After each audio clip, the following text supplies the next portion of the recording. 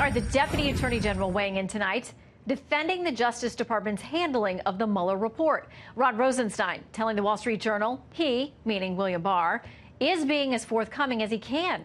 And so this notion that he's trying to mislead people, I think, is just completely bizarre.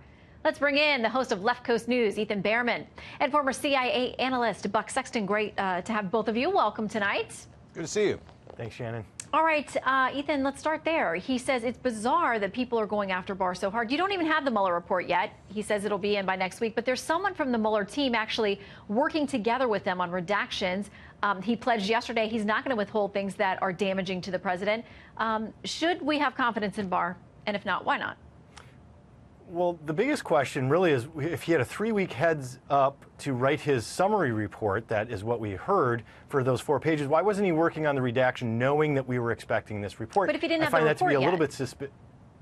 But no, the report that came out was, why did he write that 4-page summary so quickly? There was a report that came out that said he had a 3-week heads up about the Mueller report and what it contained, which is why he was able to come out with that 4-page summary so quickly. Right, but I'm not sure he had the physical report. I think that he was given a briefing about what the findings were likely to be, but I'm not sure he had the report, which is the time-consuming part of all the redactions.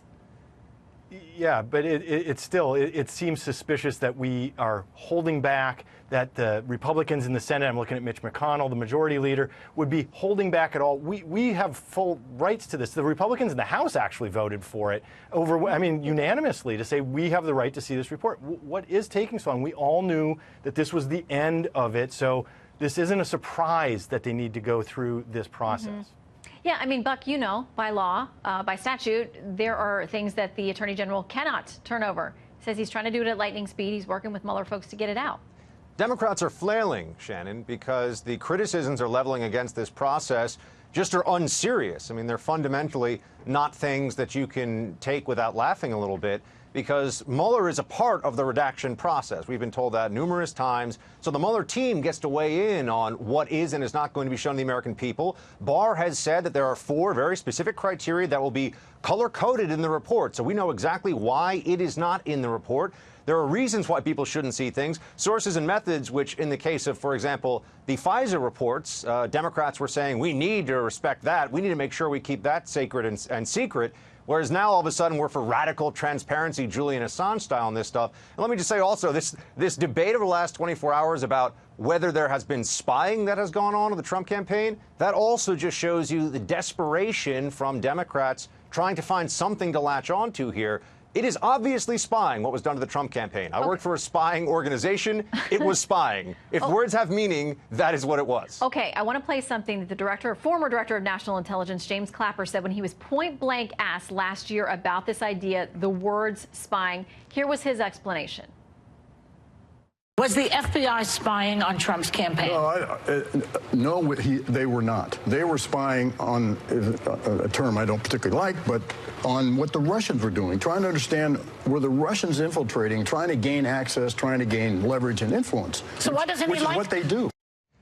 Okay, I want to quickly give you both a bite at this. Ethan, first to you. Not spying on Trump, but spying on the Russians and how they were interacting with Trump. That's what the FISA courts are about. It's actually humorous to listen to Buck's fake outrage on that one, because what here's do you the way know it about works. FISA courts, If you want to spy on Let's give Ethan a few seconds. if you want to spy on Muslims and you're worried about terrorists coming into this country, no idea what we you're listen to the about. source You're overseas fundamentally out of your depth. because they're connected to an American, and that's exactly what was transpiring here with the Russians. So you can cleanly say your piece. 15 seconds to you, Ethan. 15 to you, Buck.